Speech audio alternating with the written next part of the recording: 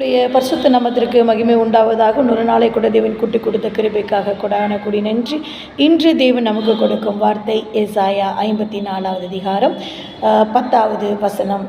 மலைகள் விலகினாலும் பர்வதங்கள் நிலைபெயர்ந்தாலும் என் கிருபை உன்னை விட்டு விலகாமலும் என் சமாதானத்தின் உடன்படிக்கை நிலைபெயராமலும் இருக்கும் என்று உன்மேல் மனதுருகிற கர்த்தர் சொல்கிறார்.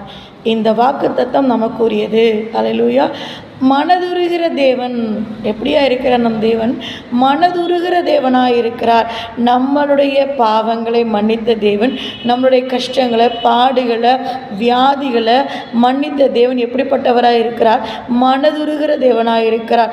மலைகள் விலகினாலும் பர்வதங்கள் நிலை பெயர்ந்தாலும் என் கிருபை உன்னை விட்டு விலகாமலும் என் சமாதானத்தின் உடன்படிக்கை ஒருபோதும் உன்னை விட்டு விலக இருக்கும் என்று ஆண்டவர் இன்று நமக்கு வாக்கு கொடுத்திருக்கிறார். எத்தனை பெரிய ஆபத்தாக இருக்கட்டும், பாடுகளாக இருக்கட்டும், யோபுவை காட்டிலும் சோதனைகள் நமக்கு இல்லை என்று ஆண்டவர் நமக்கு கொடுத்திருக்கிறார்.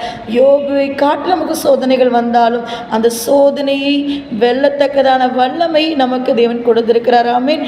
அப்பேற்பட்ட சோதனை நீங்களும் நம்மளும் நானும் சந்தித்தோம்னா நீங்கள் கவலையே பட வேண்டாம். நானும் கவலைப்பட போகிறதில்ல. ஏன்னா நம்மோடு இருக்கிறவர் பெரியவர். ஹல்லேலூயா. சோதனையை சகிக்கிற, சோதனையை ஜெயிக்கிற வல்லமை நமக்கு கொடுத்திருக்கிறார். அந்த வல்லமையை நம்ம பெற்றுக்கொண்டு இந்த நாள் முழுவதும் அவருடைய கிருபையில் நாம் நடந்து செல்வோம். இந்த நாள் முழுவதும் உங்களுக்கு முன்பாக சென்று எல்லா கோணலாலும் செவ்வையாக்குவாராக. அவருடைய சமம் உங்களுக்கு முன்பாக கடந்து செல்லட்டும். God bless you. God bless you.